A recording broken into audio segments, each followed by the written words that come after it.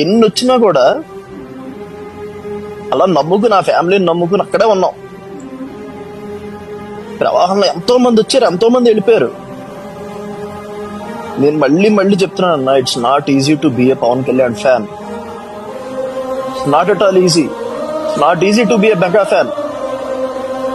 ఎందుకంటే మనల్ని పొగిడే వాళ్ళ కన్నా కూడా ఈడెప్పుడు పడిపోతాడా, ఈయనెప్పుడు మాటలన్నీ అని ఈయన్ని తూట్లు పొడిచేద్దామా అని వెయిట్ చేసే వల్చర్స్ ఎక్కువ అన్న బయట మనకి.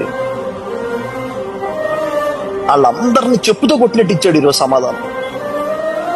ఎన్ని చేశారు అసలు. నీ అమ్మ ఓడిపోవడం మ్యాటర్ కాదన్న. చిరంజీవి గారు చూసిన సక్సెస్ ఎవడో చూడలే. ఈ రోజు ఈ మాట్లాడిన వాళ్ళు అందరూ పదవి ఉంటేనే వాళ్ళకి అందం, పదవి లేకపోతే వాళ్ళకి ఏమీ లేదు.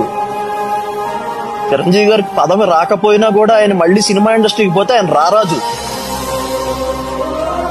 కూర్చుని ఏళ్తాడు. ఇంద్రసేనారెడ్డిలా కూర్చుని ఏళ్తాడు ఇండస్ట్రీని. అదే ఆయన స్టేచరు. ఏ గవర్నమెంట్ ఉండని, యూపీఏ గవర్నమెంట్ ఉండని, ఎన్డీఏ గవర్నమెంట్ ఉండని, ఒకడు పిలిచి పద్మభూషణ్ అంటాడు, ఇంకోటి పిలిచి పద్మవిభూషణ్ అంటాడు. అది చిరంజీవి గారి రేంజ్. మీరు ఈ మీడియా ప్రాపగాండాలో లేదంటే మీరు డబ్బులు ఖర్చు పెట్టి ఓడించడాలో మీరు చిరంజీవి గారు రాజకీయాల్లో ఓడించవచ్చు అంతే. కానీ జనాల్లో హృదయాల్లో ఏదైతే చిరంజీవి అనే పేరుందో దాన్ని ఎప్పటికీ ఎవడో చెరపలేడు. ఎందుకంటే మీరందరూ చేయలేదు. మీరందరూ చిరంజీవి గారిని మెగాస్టార్ చేయలేదు.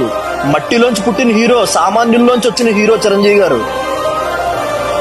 వాళ్ళు చేశారు మెగాస్టార్ చిరంజీవి గారిని. మనం బిగినింగ్ నుంచి నన్ను ఎప్పటికైనా మనకు జరిగిన అవమానానికి సమాధానం పవన్ కళ్యాణ్ చెప్తాడు అని. అందరూ ప్రజారాజ్యం అవగానే వెళ్ళిపోయారన్నా. ప్రజారాజ్యం అయిపోయిన తర్వాత కూడా ఎప్పటికీ పరకాల ప్రభాకర్ గురించి మాట్లాడేవాడు పవన్ కళ్యాణ్ ఒక్కడే. ఎందుకంటే రక్తం పంచి పుట్టిన తమ్ముడు.